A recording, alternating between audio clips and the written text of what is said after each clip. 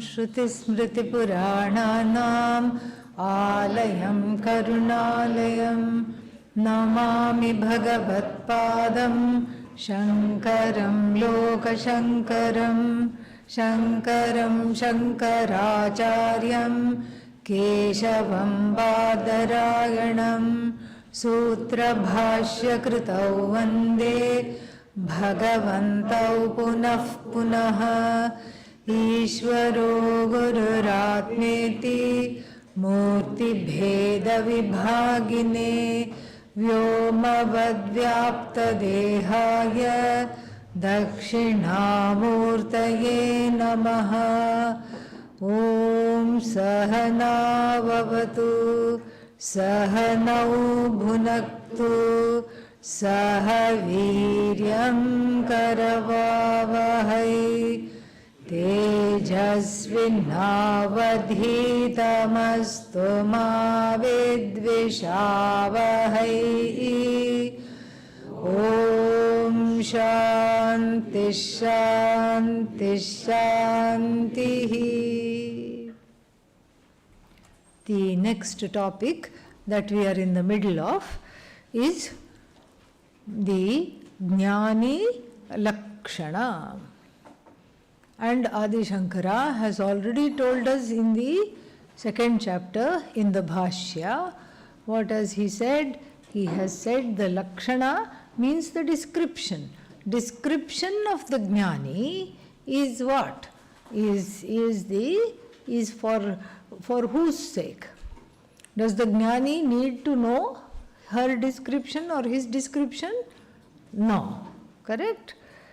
And what will the Ajnani do after hearing the Jnani's description? Nothing. For the Ajnani, this description of how a Jnani is, tad buddhayah, tad atmanah, or atmani eva atmana tushtah, santushtah, makes no sense. Because it's the life of the Jnani and the life of the Ajnani is like night and day. Night and day. Makes no difference. So my question is, for whom these descriptions that keep coming repeatedly, 14th chapter, 12th chapter, 5th chapter, 2nd chapter, for whom it is? It's not for the Jnani. So like the Jnani doesn't need her own description, his own description. Ajnani, it is like, what is that? It is like casting pearls before pigs. You know, the pig doesn't have a appreciation for the pearls. So, who is it? For the Jnani wannabe. For the wannabe Jnani, the one who wants to be alone, these descriptions make sense and have a wonderful place because they become sadhanas. The Lakshana of the Jnani, Lakshana means the description. The definition of the Jnani become what? Little footprints for me as a sadhaka to follow.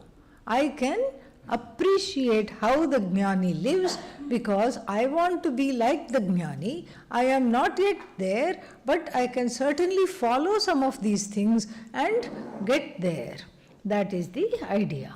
So we saw the first one already there, the 17th verse. And then going further, all of these have to do with a certain equanimity. All these verses in the 5th chapter have to do with a certain equanimity that the Jnani enjoys. The Jnani enjoys a certain equanimity. And what is this equanimity? The equanimity is twofold. One is without, outside, and one is within. Jnani means person of knowledge, self-knowledge. So how does the Jnani have equanimity outside? This is described in two ways. One is with reference to all the people around oneself. The Jnani does not discriminate. Meaning, sees only Brahman in the place of high, low, and all these other hierarchies in the world by which most other people are very much affected. Most other people are affected by hierarchies. So if then any important person comes, one immediately goes behind them and say, oh, please give me your autograph. Please do something. And can I take a selfie with you? Yeah, it's a good thing after death we cannot take our phones with us. Otherwise, going to heaven, we will want a selfie with the king of heaven who is Indra. Yes, please, I want to put my arm around you and take one selfie. That's what we would have tried. But this is how it is. Everybody, anybody important, immediately one snaps to attention, wants to be noticed by them, wants validation by them, and wants to hobnob with them. But some person from the street comes, looks unkempt, maybe has not bathed in a few days, and wearing some tattered clothes. Immediately, what is the regular response? Oh, far away. Yes, far away. Even Adi Shankara had an unpleasant experience like this. Meeting I think I talked about this here, meeting the Chandala. Chandala happened to be Vedantin. Surprise! And now they are saying, oh, he was the incarnation of Lord Shiva. Everybody is the incarnation of Lord Shiva. So Chandala turned out to be a Vedantin. And Adi Shankara said, Gacha Gacha. And then what did Chandala say? Who are you asking to Gacha Gacha? Is this body made up of flesh and blood? Your body, or my body made up of flesh and blood? Both are what? Annamaya. In fact, you are right now making an error, thinking that I am as good as this body. So are you distancing one body from another body when they both come from the 5 elements? Or are you distancing the one Atma from another Chaitanya Atma? There is no another Chaitanya Atma. So what are you distancing? And Adi Shankara falls at his feet and says, whoever you are the Guru, you are my Guru. Very nice teaching here. And so like this, anybody who wants to be a Jnani has to go through their own Gacha Gacha moment. Gacha Gacha moment with regard to these notions of superiority and inferiority, which one has inevitably inherited from the society, from the school, from the college, from the parents, etc., etc. Because the Jnani does not have that. The Jnani doesn't have that at all. And so this is the Jnani's outer vision towards the world and its its hierarchies. And then there is also the samatvam, means the uniformity and the equanimity that is enjoyed internally within. And how is that described? That is described as a disposition that is not given to either elation or dejection. A disposition that is more or less sthiramatihi. Sthiramatihi means stable disposition.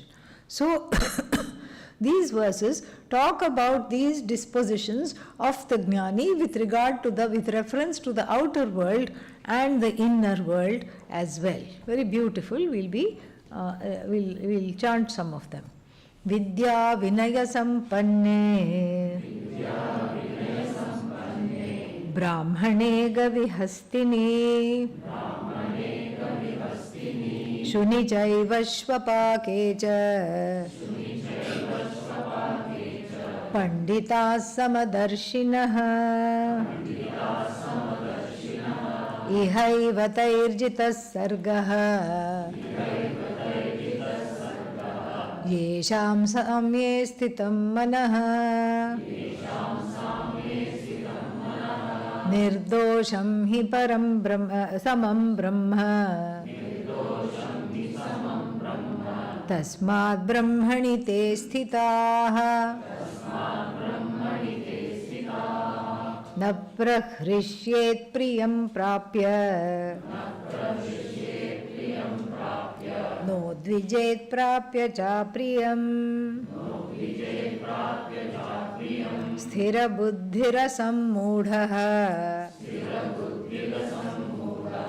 Brahmavid brahmani sthitaha. Bahya sparsheshva saktatma.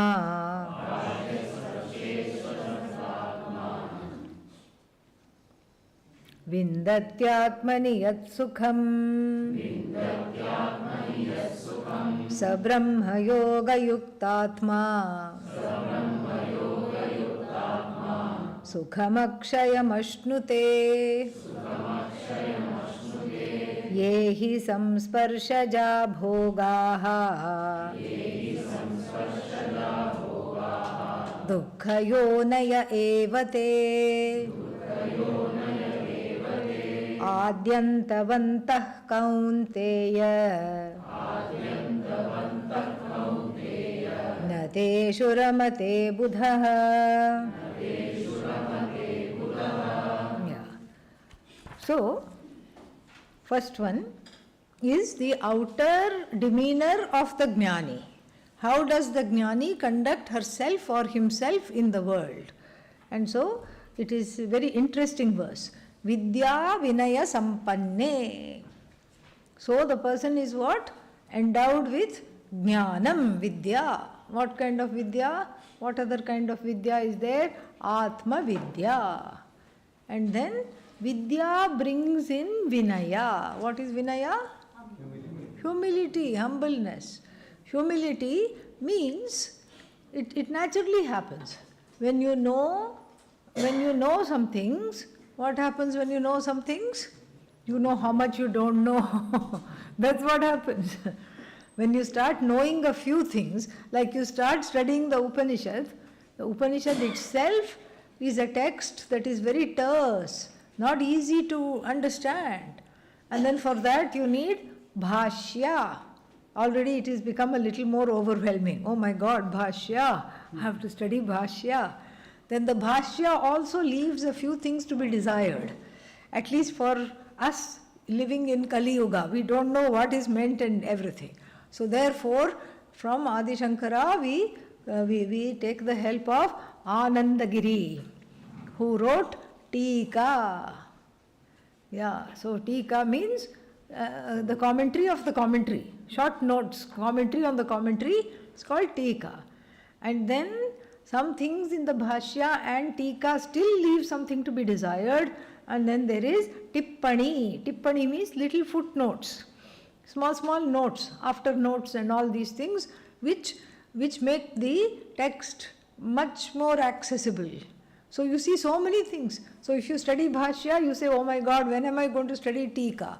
And then when you study Tika, you say, I don't know Tippani. And all these things, what happens? And it's one thing, like Upanishad is easy, but then Brahma Sutra has its own parampara of all the people who have written commentaries. Every single person. There are 7-8 commentaries, and you have to know which came first, which came after, which is the, what are the fallacies of each of them, what are the good points of each of them. And then, and then of course it is not possible to know everything and study everything. So you just pretend to have studied, that's all. And then everybody else may not know that you haven't studied and you are just pretending. Who knows? You know. And that's what makes one humble, ever so humble, because this vast ocean of the scriptures is just a wonder. You wonder how they wrote, how much time they must have had, how much they must have not, how much they must have let go of in order to have the time to write this and engage in this. So therefore, Vidya and Vinaya go together. So go together, because Vidya and Vinaya go together. In who? Brahmane. In Brahmana, they go together, and then those, and why do they go together in a Brahmana? Because the Brahmana is learned, that's why. So then, Gavi means here we don't take the knowledge, we take only the humility. So the Gavi is cow. So the cow does not attack. The cow does not completely attack, the cow does not charge, unless of course it's distressed or we try to feed the cow meat and make it have mad cow disease, which it's not supposed to eat meat. So like this. And then Gavi Hastini. Hastini means with reference to the elephant. Elephant and what else? And then Shuni with reference to the dog. With reference to the dog, and then with reference to the dog eater. Dog eater means we want to go far away from such a person, such a cruel person dealing with dogs, which are harmless pet animals. How can you eat a dog? I mean, for that matter, how can you eat a cow also? But doesn't matter. This is how it is. How can you eat a dog? It creates a universal outrage. But the Jnani sees only Atman in all of them. Whether one is, there are some wonderful auspicious symbols and then the inauspicious symbols. So what are the auspicious symbols? A Brahmana. Brahmana, seeing the Brahmana, not just one Brahmana. Eka Brahmanam na pashyet, it says. One Brahmana if you see coming, it's bad luck. Yeah, 2-3 of them coming, no problem. It is auspicious. But single Brahmana, I don't know why it is said that, but a single Brahmana, if you see, you have to say, if you are going for a job interview and you see one Brahmana on the road, turn back, reschedule the interview. I don't know why they say that, but this is how it is. So with reference to all these people, the person sees samatvam. So Brahmana, depending on the number, can be a good luck symbol or a bad luck symbol. We don't know how many Brahmanas there are, but anyhow. And then Gavi, the cow, is usually a very good symbol. Auspiciousness, because it gives milk and plentiful, and milk is a kind of food on which one can sustain oneself. And so that is in plenty. And then what else? Hastini, elephant also, very auspicious symbol. That's why they are there in the temples and everywhere else, because they show how strong one can be. And they are a very versatile animal, and then they are used for many things, and so it's an auspicious symbol. Then Shuni, with a dog, the dog is not generally regarded as an auspicious symbol. It's not particularly inauspicious either, but it's not regarded as an auspicious symbol. Perhaps maybe we can put it in the category of neutral symbol. And then dog eater. Is the dog eater an auspicious symbol? Far from it. We have judgment. How can you eat a dog? What kind of stuff are you made up of? How could you do this? And just like the Chandala, Adi Shankara's first uninitiated view of the Chandala, similarly we have, these are all ancient symbols, but modern we can find so many things. Rag picker, homeless person, and then somebody who is a drug addict shaking on the side of the road. We find such people.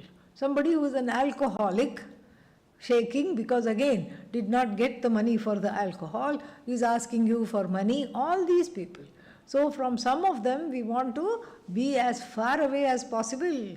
We don't want to be around them because the society has deemed them to be despicable. Despicable people, because there is a feeling that their life could have gone better. And it's their fault that they are into drugs or alcohol or any other kind of things.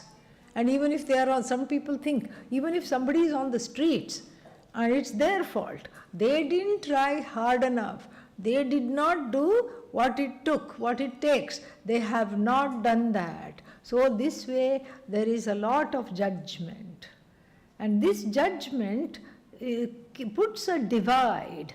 It's both an external divide and an internal divide. It's an external divide because I have virtually cut those people off from my life, and it's an internal divide because as long as these feelings of high and low are internalized in my heart, how can I understand that Brahman which is knowing which one has all-round compassion?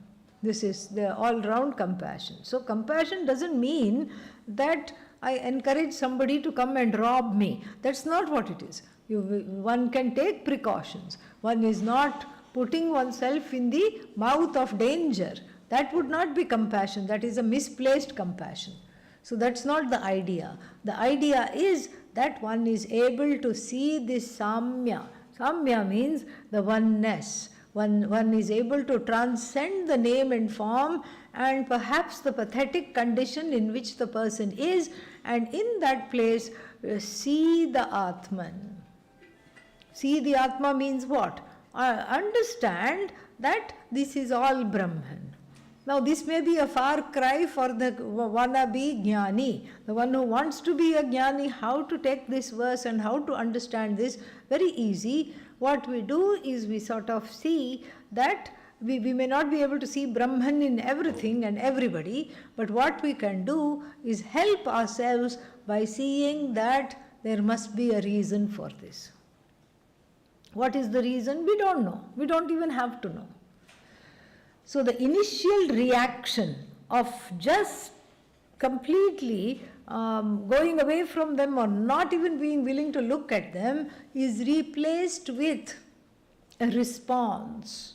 A response is always a two-step response, whereas a reaction is from the gut, knee-jerk reaction. It's an impulsive reaction. So here a response means it's a two-step response. What might that look like? I can look at this person and say, you know what? We don't know what happened to her or him to be by the side of the road and to be under the influence of these kinds of things. And then we just feel that there must be a background. We don't need to know the details of the background. That the mother left when he or she was a child, and that the father was unavailable, that the father himself was an alcoholic. All these we don't need. All these things we don't need. We have no interest in that history. What we need to see is that there is a background. Without a background, the person doesn't become like that. And then the second thing we can see is that nobody wants to be like this. So there must have been an element of helplessness in which this person has fallen. The person has fallen into a certain helplessness. Fallen means despite themselves. And so, and there is karma, there is so many things. Perhaps they were in a difficult situation and they did not have any help or did not have any adequate help. So therefore they are in this helpless situation. This much we as sadhakas can do. This much sadhakas can do. If you are, on the way to becoming a jnani, as a sadhaka, you can help yourself with this much. And the third thing to say after saying these two things is that this could very well have been me. Very important to say this. Because of a lot of grace operating over time in my life, this is not me, but this could very well have been me. And when we practice seeing this and saying this, when we see somebody in a situation that the society and everybody calls inferior and calls the person a loser, a hobo, a do-no-gooder, all these things. And so instead of thinking, okay, all these are robbers and useless people, the person may be a robber. But nobody is born a thief. Is anybody born a thief? No. The child coming out of the mother's womb does not put its hand in the father's purse and take out the wallet. No. Nobody is born a thief. One becomes addicted, one becomes a habitual offender. Nobody is born, to do wrong things. So, if the person has gone away from dharma, I have to be able to, with my jnana chakshu, with my eyes of wisdom, I have to be able to see these three things. That there is a background, and that there is, there are forces beyond one's control, that person may not have had everything in the control. Nobody deserves to be like this, and this person also, of their own volition, did not want to be like this, have become like this. And number 3, this could very well be me, but this could have been me very easily. Think of all the low spots in one's own life, when one was searching, when one was desperate, when one was fearful, and then one says, thank God for all the graces that have operated over time in my life, that it is not me. This is how the sadhana of this kind of a thing is done. Next one. Ihaiva tairjitas sargaha yesham samye sthitam manaha nirdosham hi samam brahma tasmad brahmani te sthitaah. Yeah. So, such people, the jnanis, ihaiva taihi jitas sargaha. This verse talks about Jivan Mukti. Jivan Mukti means the idea of being liberated while alive. There is no liberation after death. Why? Because one is already liberated. And this is where one has to know it. Even though we say one can go to Brahmaji and study and Brahmaloka, etc., what will Brahma say? Brahmaji will also say, even on earth you were already free. You were already free. So there is no moksha to be manufactured. So then, ihaiva taihi means these people. Who are these people? Yesham samye sthitam manaha taihi. By these people whose minds are always in equanimity with reference to the external world, with reference to the inner world of thoughts and vrittis, whose minds are in composure, samye sthitam, whose minds are composed by equanimity, then what happens? They gain this Brahman, they abide in Brahman. That is why they are Jivan Muktas. So what is this Brahman? Samam Brahma, Nirdosham Brahma, this blemishless Brahman, and this Brahman which is free from all defects and which is always the same. Samam Brahma. Tasmat, because they are always in abiding, because they are one with Brahman, they understand that they are Brahman. Because they are one with Brahman, they understand that this Brahman is free from every defect, and I am this Brahman. They understand that. And then the next 2-3 verses are showing how to get there. How to get there. The next one is very nice. Na prahrishyet priyam prapya. This is all for the sadhana. These are all sadhanas. Na prahrishyet priyam prapya no dvijet prapya cha apriyam. It's a mouthful to chant, but still, it's a nice one. It's a tongue twister. So usually what happens in the everyday life, when something good happens, what happens? I hit the ceiling, as they say. Metaphorically, one hits the ceiling, and then immediately something difficult happens. What happens? You fall to the floor, and groaning and moaning, one is rolling and crying on the floor. This is the thing. Not only is one attacked by the difficulty or challenged by the difficulty that one faces, one has also to nurse all the aches and pains of falling from a height. Meaning the disappointment is even more if the elation is too much. When the elation is too much, the disappointment is crushing. But what happens generally when the elation is a lot? What do? The ego comes into play. Aha! I am the monarch of all I survey. I have everything. I am the lord of everything. I can just go like this and 10 people will come and ask me, what do you want, what do you want, what do you want? And you know all these 10 people, they are in my employ. There is a lot of chest beating. There is a lot of feeling in power. And then what?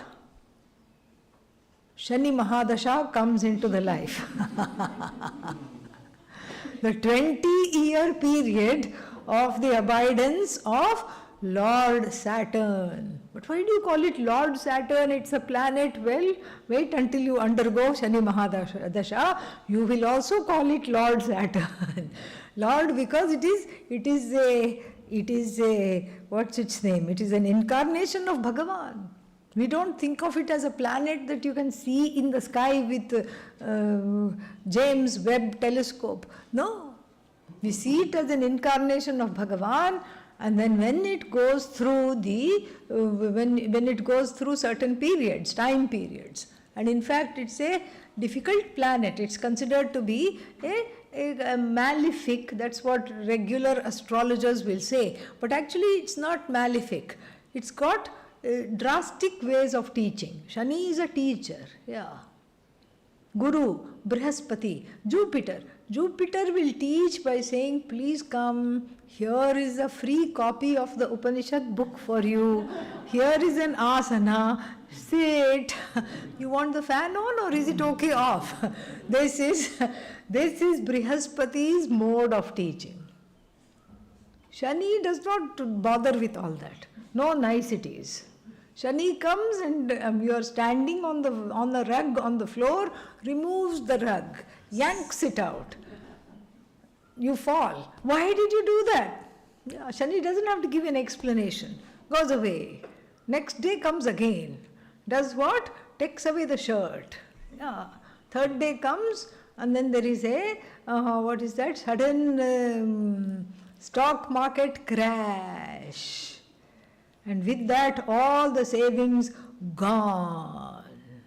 And what happened now to the chest beating? What happened now to say, I am the best, east or west? What happened now? Then from the elation, one goes into the doldrums of dejection. Oh, nothing is working. What's the point of coming out from under the blanket? I should stay inside the Rajai only for the rest of my life. There is no point from coming out from under the covers. These terrible things have happened. Oh no, this is what not to do. How do you say it is what not to do? See how the verse begins. What is the first word? No. Na means not to do. Na prahrishyeet. May one not get elated. When priyam prapya, when things go your way. That doesn't mean, you have to be stoical. All jnanis have to be just stoical. You won a lottery. Your wife has died. Yeah, you don't have to do that. You don't have to be like that. This is managing the intensity of emotions so that one doesn't have a yo-yo life. You don't hit the ceiling and then crash to the floor and hit the ceiling and crash to the floor and have this kind of a dramatic life. In fact, many people are drama kings and drama queens.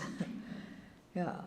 Here, the jnani is not a drama queen, not a drama king.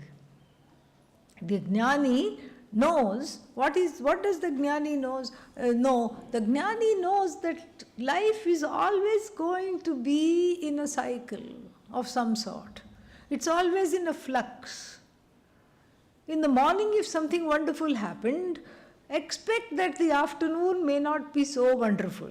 Expect it, and then you won't be disappointed. Yeah, don't expect, expect it doesn't mean you become a hopeless person and a downer. No. Expect it means it's okay. Like, know that it is all impermanent. Why? Because the jnani is abiding in the permanence, and so everything else is impermanent. And when one knows that, then one is not shaken off base, even with the most guruna api dukkhena na vichalyate. Elsewhere it is, the Gita is said. Guruna dukkhena means, doesn't mean the dukkha given by the guru. No, here it is neuter guru. Guruna dukkhena means by the worst of calamities, one is unshaken. That this one can practice. The jnani has already attained this, but one can practice having less and less and less drama in one's life. How to have less and less drama in one's life? Focus on Rama. Drop the D, okay? More Rama, less drama. Yes, this is where to be. So even though it's written in the conditional tense, what is that? Na prakhrishyet. May one not get elated after getting conducive situations. Na udvijet. May one not fall into the doldrum of dejection. This is for the sadhaka. This is not for the jnani. For the jnani, we have to take it as he or she who does not get elated when confronted by conducive situations, he or she who does not get dejected when confronted by difficult challenges. That is what it is. So for the sadhana, then this is very good. Sthira buddhihi. Why sthira buddhihi? Elsewhere it is also called sthira matihi. Sthira buddhihi means the person is firmly abiding in who they are, and they know that who they are is not dependent on their external circumstances of having their likes met, and they know that. So they have sthira buddhihi. And what are they? Asammudhaha. They are no longer deluded about the nature of the I. Sthira buddhihi asammudhaha. They are what? Brahmavit. They are Brahmavit. So they are Brahmani sthitaha. So this is the jnani's internal world. How does the jnani negotiate the internal world of raga, dvesha, likes, dislikes, dejection, elation? And the next two verses also, next three verses are going to talk about it. So, how does the internal world become easy to manage? For the jnani is given in the next verse. The internal world becomes easy to manage for the jnani primarily because how they deal with the external world is mirrored and reflected within. So both their dealings with the external world and how they negotiate the internal terrain have a strong connection. What is the strong connection is given here. Bahya sparsheshu asaktatma. So with regard to the external world of names and forms, most of which are what? Desirable, delectable. There is what? Asakti. Asakti means non-attachment. Non-longing is asakti. No longing. Why no longing? Because there is a sense of belonging. When there is a sense of belonging, there is no more longing.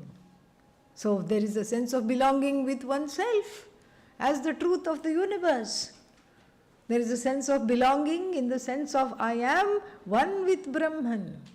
So if that is my identity, then I don't need anything to complete me. I don't need to get out something from my life. I don't need to bring in something from my life. Why? Because Brahman is Heya Varjita, Upadeya Varjita. Adi Shankara says in the Bhashya for this, Heya Varjita means there is nothing to take away. Upadeya, there is nothing to take in. It is complete. So if I am this Brahman, when I know I am this Brahman, then there is nothing to collect. There is nothing to throw away.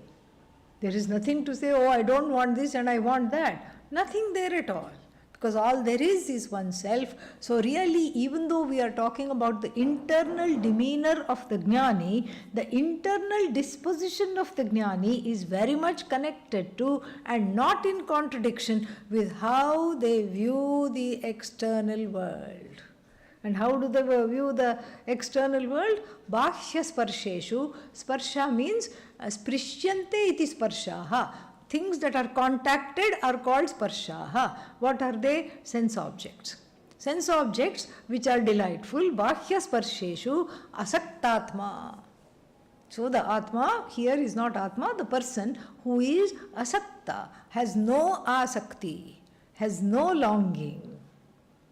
And when the longings become less and less, the inner freedom is more and more. Very much. This is something which seems paradoxical. Seems like I will feel free and happy when I get all the things that I want. When I have all the things on my list. What is on my list? Very big list. Huge list.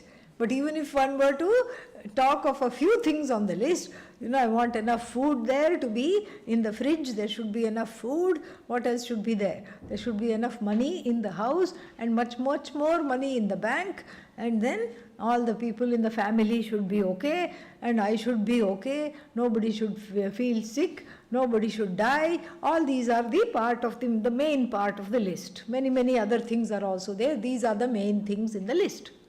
Okay? So, for this list, I have no longing. As a Jnani, there is nothing to pray for, there is nothing to take away, there is nothing to add. Oh, so a Jnani doesn't pray for people? That's not the point. The prayer is not out of a pressure. This is going to be told soon. The prayer is not out of a pressure of feeling desperate. There is no desperation in the prayer. The prayer is a choice, and it is for the well-being of another. Not let this person be alive so that they can take care of me. No, most of the prayers are like that. Let this person be healthy so that they can take care of me. Let this person continue to be in my life so that I can get the joy that I want from them. This is generally the kind of prayers. But for the Jnani, the prayer is completely objective for the sake of the people for whom she or he prays, not for his own sake, her own sake. Because Bhakshya Sparsheshu Asaktatma. And because of that, because there is no longing for things in the external world, there is great happiness within. So what does this mean? As the longing for the things drop off, that is a better way to say, as I forcibly cut the longings. You cannot cut the longings. If you cut the longings, it will come back with a vengeance, like a weed. What happens? You mow down the weed. It will come back in 2 days. It will say, I'm back. That's why. So the longing also, we study the Gita, we study the Upanishad until the longing naturally drops off. We help by not indulging the longing, we can do that. So, but there is no controlling the longing. If you control the longing, it will try to control you. So therefore, you let it drop. And so when you let it drop, you feel immediately happy. Why? Because you have less things you are dependent on. One more thing of dependency has gone. One more thing of dependency has gone. And this is actually something which is wonderful. One more thing one is not dependent upon, which is nice. That means there is more freedom, there is more happiness. You are happy without that thing. That is wonderful. One more crutch gone. And then it says, what else? Sa Brahma Yoga Yuktatma. Brahma Yoga Yuktatma means the person whose mind is blessed with the knowledge of Brahman. Sukham Akshayam Ashnute. Akshayam means Akshara.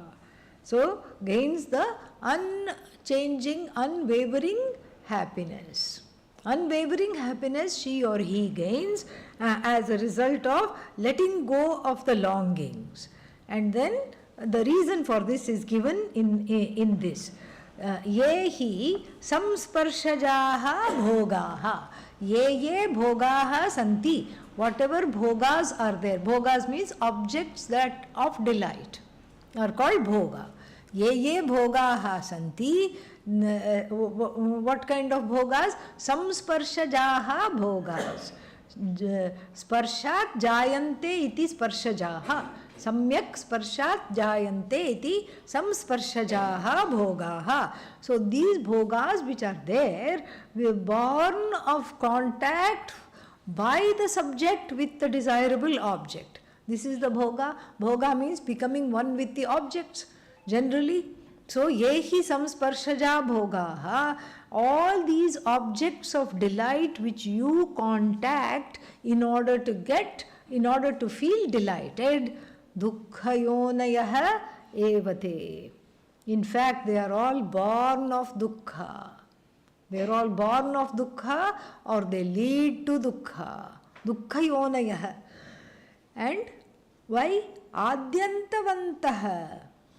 Because they have a beginning. And when they have a beginning, what else will they have? Yes. See, we know this now. And I am so glad we know this by chapter 5. Fantastic. So those that have a beginning definitely have what? The end. Na teshu ramante buddhaha. The people who know, they don't revel in things which have a beginning and an end. You don't even need to look at them. Why? Because they themselves are what?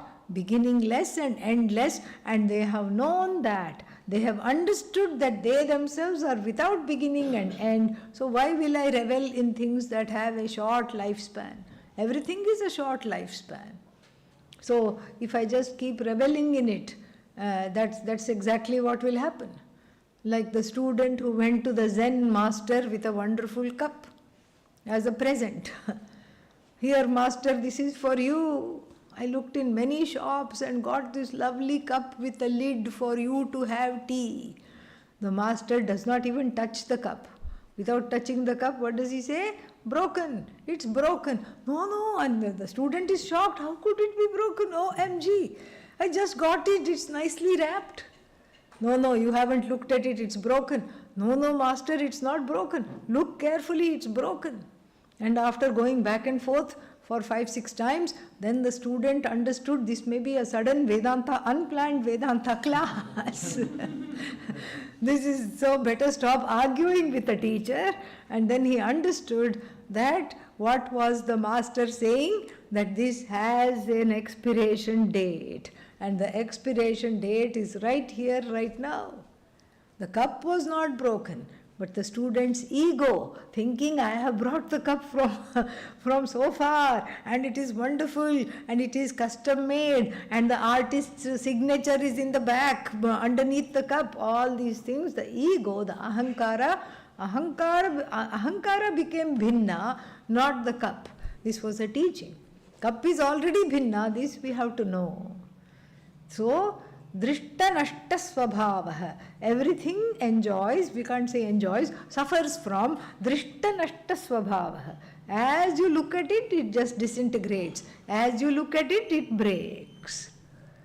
And that's what happens if you have many favorite things. There is one song, these are a few of my favorite things. So if you have many favorite things, all these things are going to bite the dust sooner or later.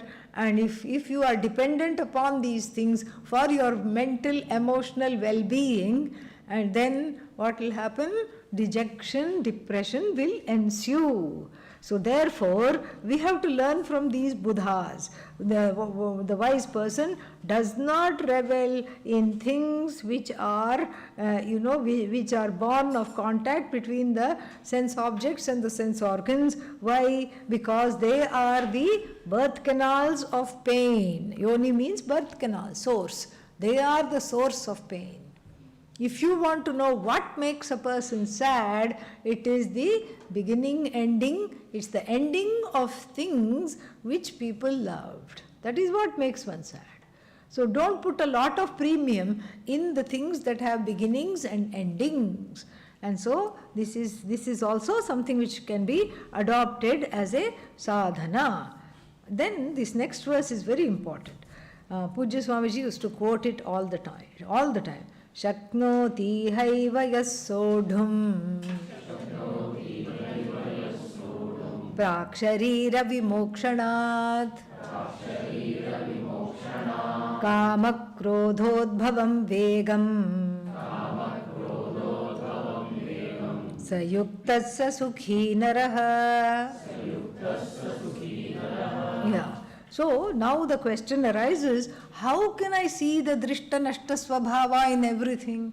How can I stop myself from contacting the objects of delight and then getting lost in them and then grieving them when they go? This is one more thing to understand. What is that? Yaha, this is another jnani lakshana. Yaha, the person who shaknoti, is capable of. When? Ihaiva, in this body, in this jagat. Sodhum means the ability to let go. Let go what? Vegam. So, Sodhum means the one who is able to let go of the vega. Vega means pressure. Shaknoti ihaiva yasodhum praksharira vimokshanat. Before the dropping of this body, before the body drops, I learn to let go. How do I let go? By having mastery over my mind, my sense organs, etc. Let go of what? The pressure born of desires. Kama krodha udbhavam vegam. The pressure born of desire, the pressure born of anger. This takes us right back to verse 37 in the 3rd chapter. Kama eshaha, krodha eshaha, rajoguna samudbhavaha, mahashano mahapapma, vidhyenam vairinam.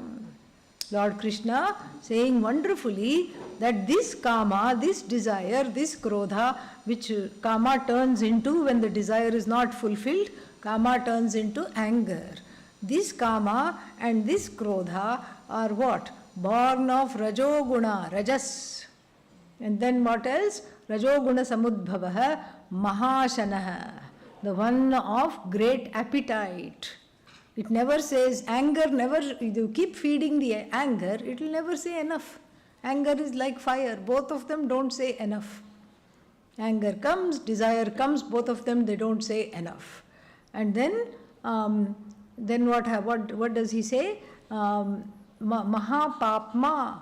Mahapapma means they lead you to do great papas. How do you do great papa? Because they force you to go away from dharmic solutions and take to adharmic means and adharmic ways of being.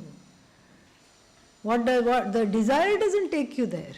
The anger doesn't take you there. What takes you there is the force, the pressure born of the desire, the pressure born of the anger takes you there. Vidhyenam vairinam, see them as inimical to your spiritual growth.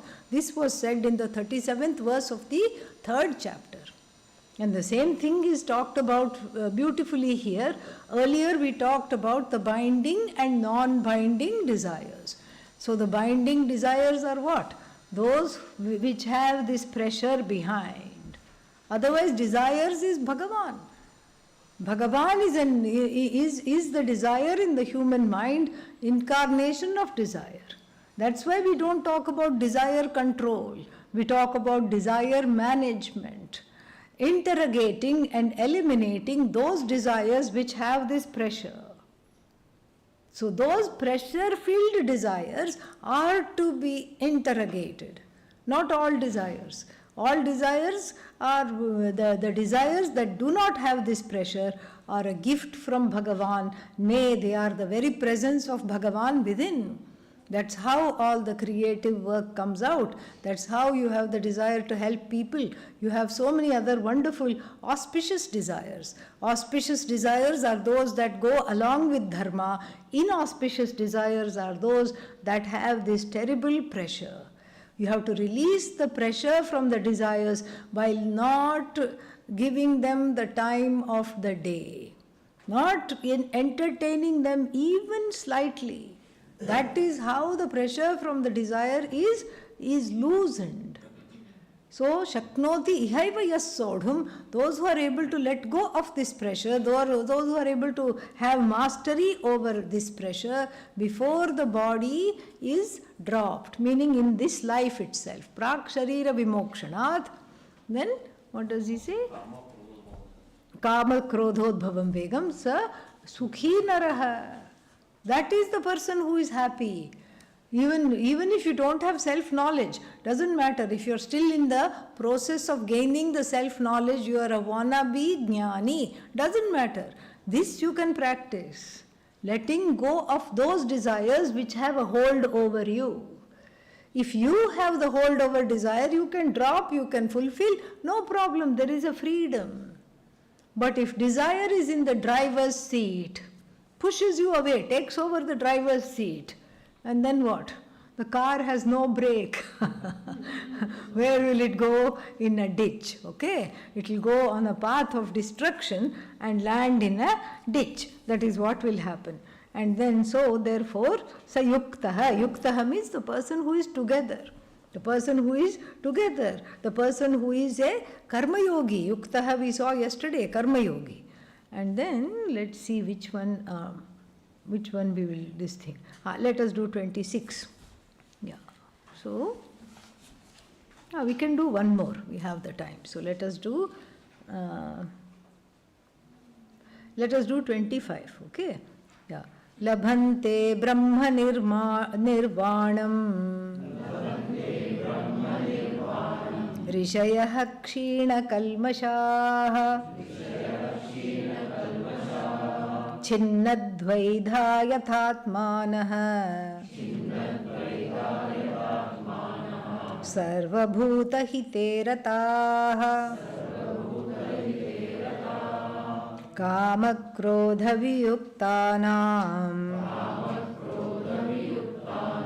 यतीनां यतचेतसाम्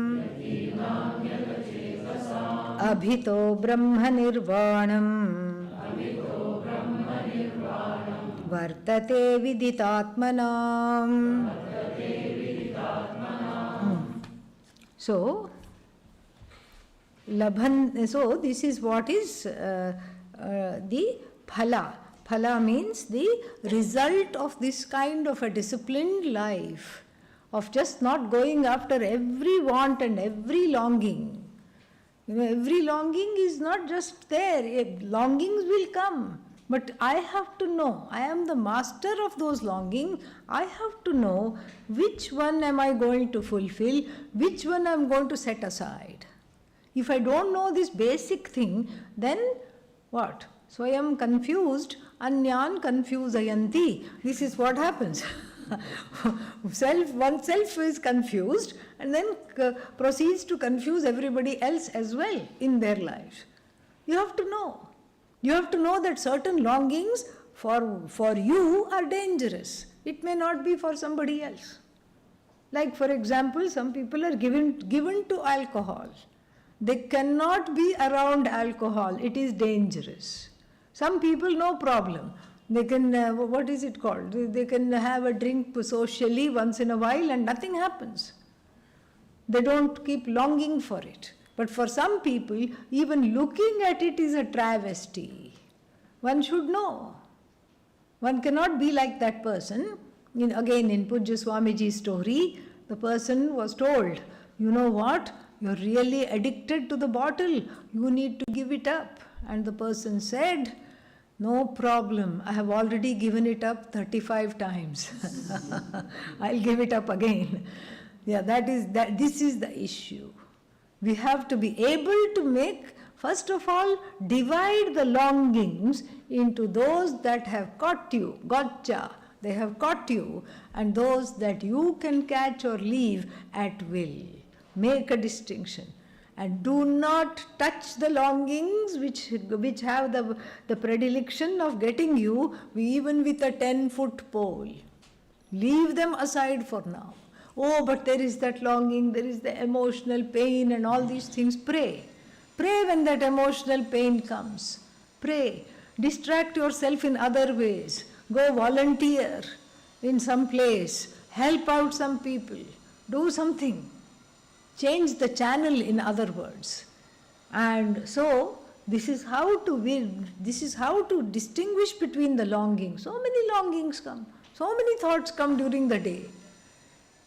And some longings, they might not have a hold over you, but then they might not be suitable. Later on, they may have a hold. They are not fully dangerous, but they are what is called iffy. Yeah, you don't know their status. Those also you keep at bay. Then there are certain other longings that are not necessary at all. You can ask yourself, I am a jignasu, I am a mumukshu. Is this necessary for me? No. Okay, then look away. Because in the time that it will take to fulfill that longing, you can get some sleep, you can get some much needed rest, you can go do other things, whatever is needing to be done.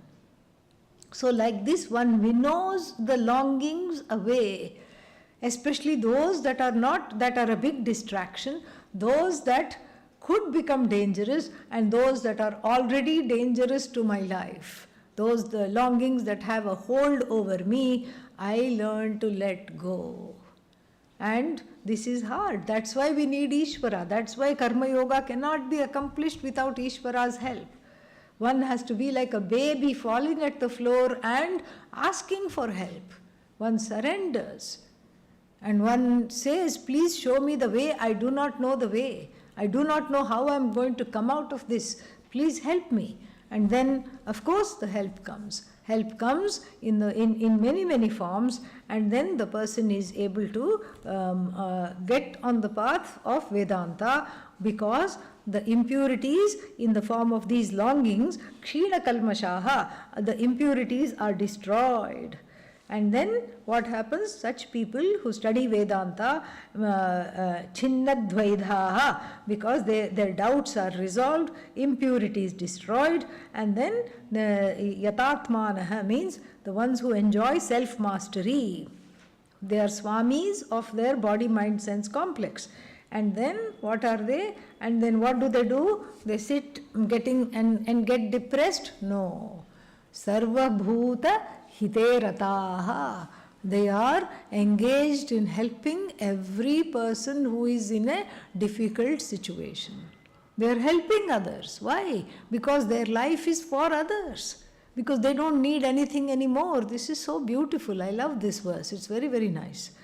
And then the next one says, Kamakrodha viyuktanam. Those who have been divorced from desire and anger. Who are they?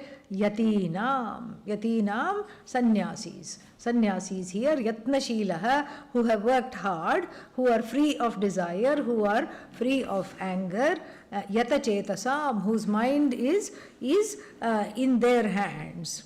Then abhitaha. Abhitaha means everywhere there is liberation. Brahma nirvanam abhitaha. Here and hereafter they are free.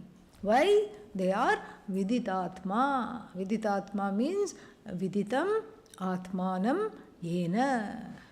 One of the most senior disciples of Pujya Swamiji's name, Swami Viditatmananda ji. So here the Pujya Swamiji must have picked from here only. Yeah. So, viditam atmanam yena, by whom the Atma is known as what? Oneself. Brahman is known as oneself. And so, such a person enjoys labhate brahma nirvanam.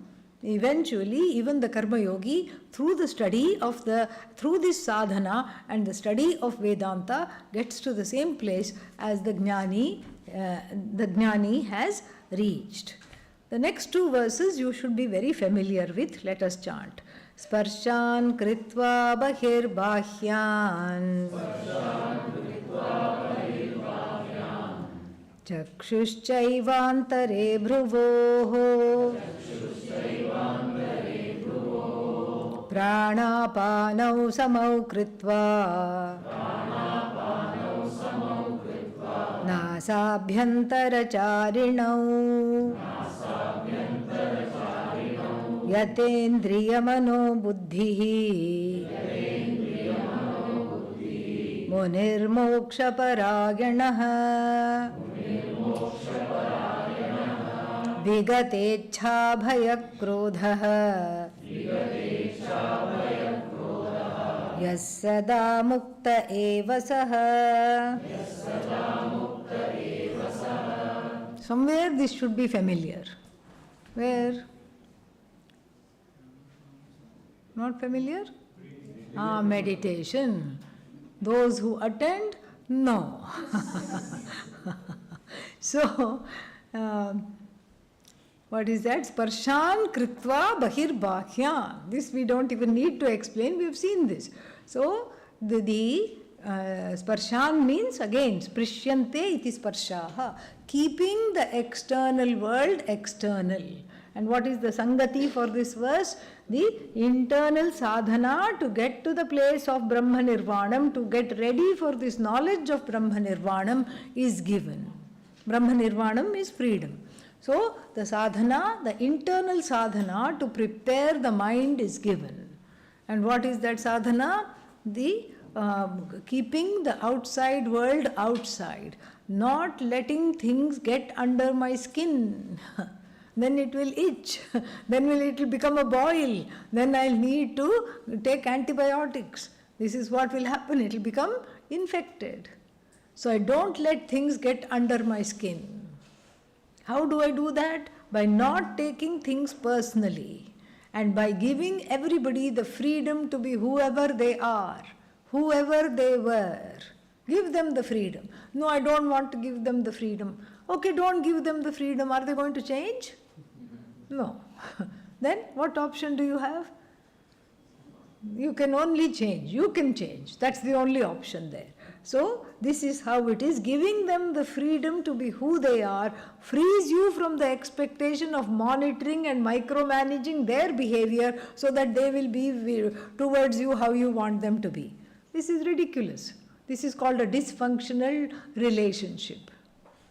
It used to be called a dysfunctional relationship. Now they have upgraded it to toxic. This is the trendy word. I'm in a toxic relationship. This person is toxic. Like this. So, anyhow, this is the situation here. And so, one has to keep the external world external. And this is a meditative practice. And so, Bhruvo, Chakshushchaivantare Bhruvo. So the eyes are closed and the forehead. The eyes are towards the forehead, looking at the nose. And then the pranapanau samau kritva, focusing on the breathing, making it more or less of same length, the exhale and the inhalation. And then what? One more thing was given. What else was given? Pranapanau samau kritva nasabhyantara charinau. Yeah. So then this is the yati. Yatendriya mano buddhihi munir moksha parayanaha. So the contemplative sage. So yatendriya yati indriya mano buddhihi munihi moksha parayanaha.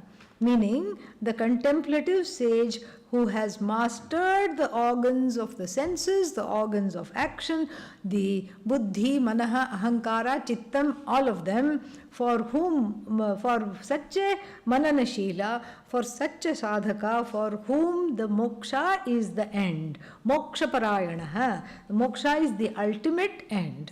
And vigatecha bhayakrodhaha. And in the second chapter, vitaraga bhayakrodhaha. Same thing. Vigataha ichchaha bhayascha krodhascha yasmat, from whom all the desires, all the anger, all the fear have departed. And then who is this person? He or she is the person who is ever liberated.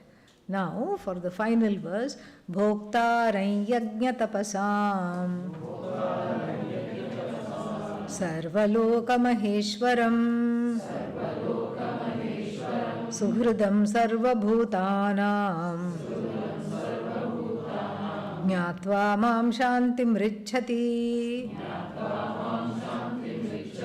Yeah, so this is bringing in Bhagavan, because knowing that both this Karma Yoga, both Karma Yoga and the study of Vedanta cannot bless me unless I have the grace of Bhagavan. The grace of the Lord is very, very important, and so in the form of prayer, I pray for the grace of the Lord. And then what is this prayer in the form of? It's in the form of an acknowledgement of Bhagavan as the recipient of all my tapas and of all my actions. Bhagavan is the recipient of all my actions, all my disciplines, and then Bhokta means the one who takes in all that. And who is this Bhagavan? Sarvaloka Maheshwaram, the Lord of all the worlds. And who is this Bhagavan? Suhrit. Suhrit is very nice word. Suhrit, sushtu hrit yasya. Suhrit. Suhrit means a good-hearted person. Usually used interchangeably with the word friend. Mitram. So, but Mitra is what? Mitra is waiting for some mutual thing to happen. I scratch your back and then you scratch my back. And if I scratch your back and you don't scratch my back, you are no longer my friend. I'm breaking up with you. I don't want you as my friend. This is what the thing is. Mitra is like that.